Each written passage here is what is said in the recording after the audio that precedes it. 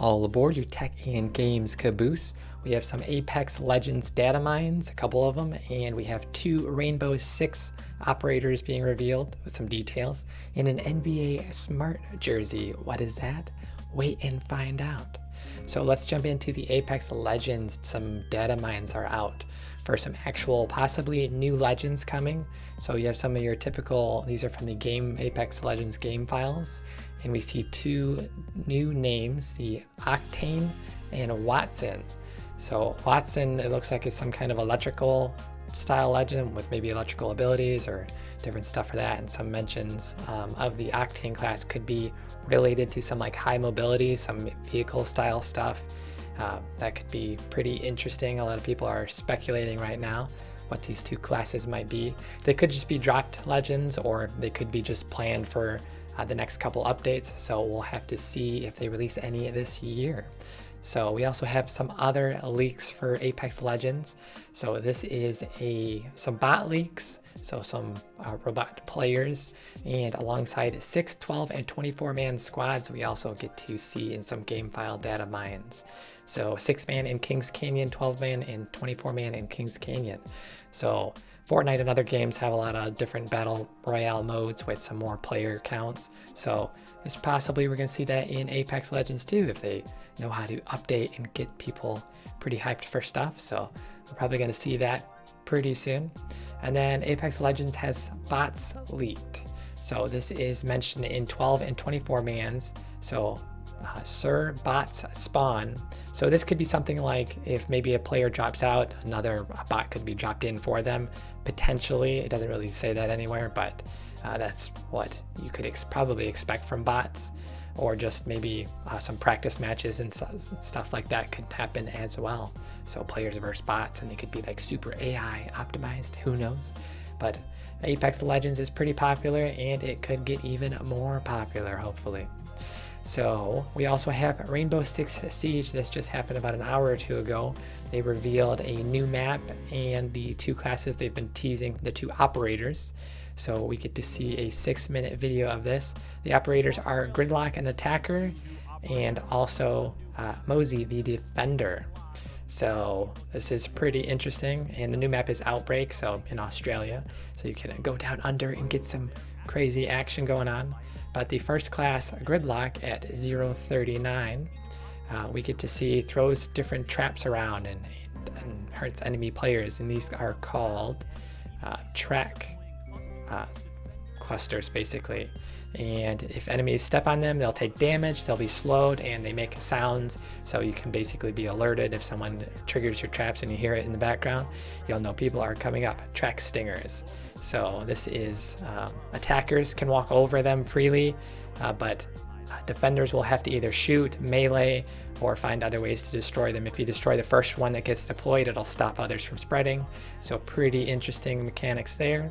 And Gridlock also has, 209, has the F9 assault rifle and M249 LMG. So pretty good weapons to slay with, along with the different traps that you can set around and do a combination of trapping and shooting.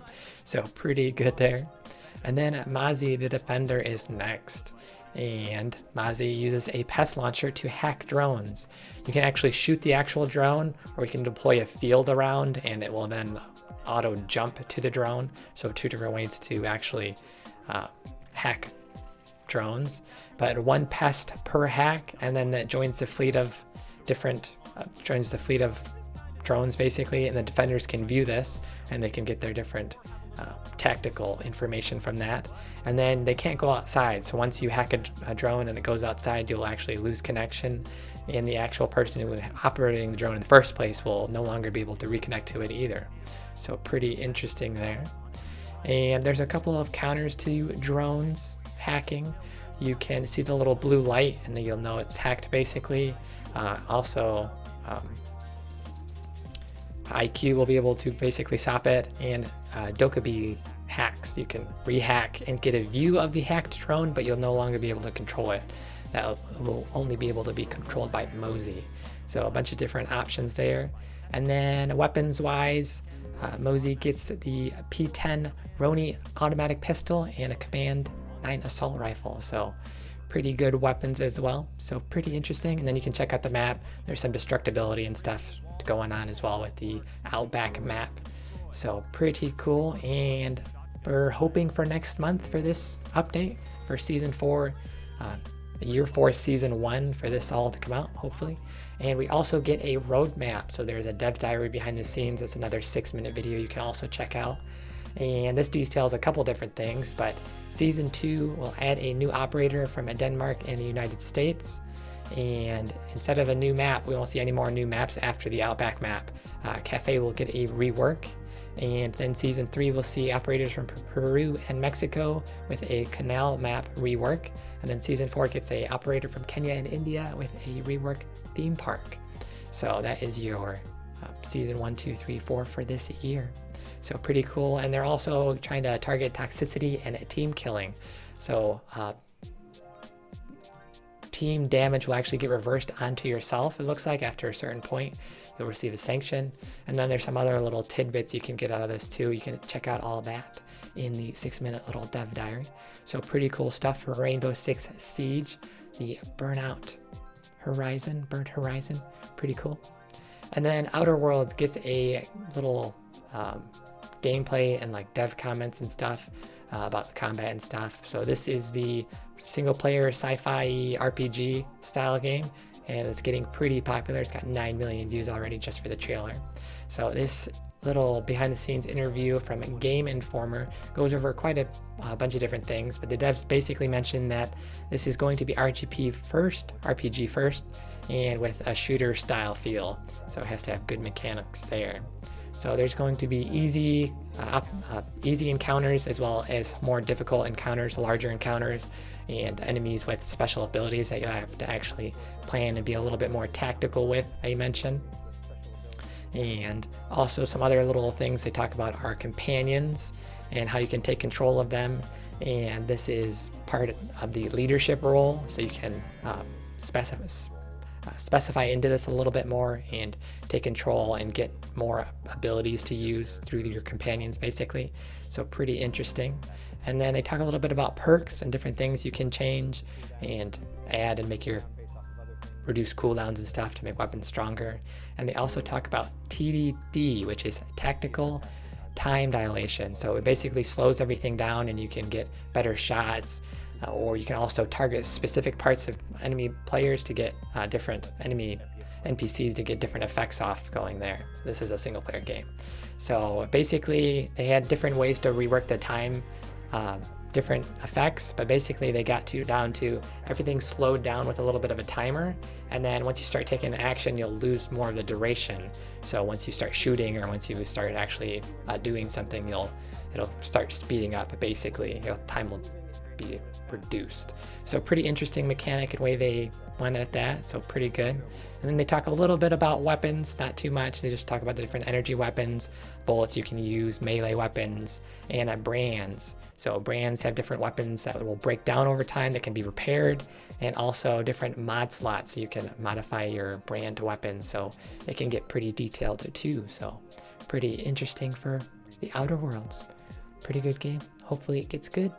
And we have a little bit of tech news. We have Adam Silver unveils the NBA jersey of the future.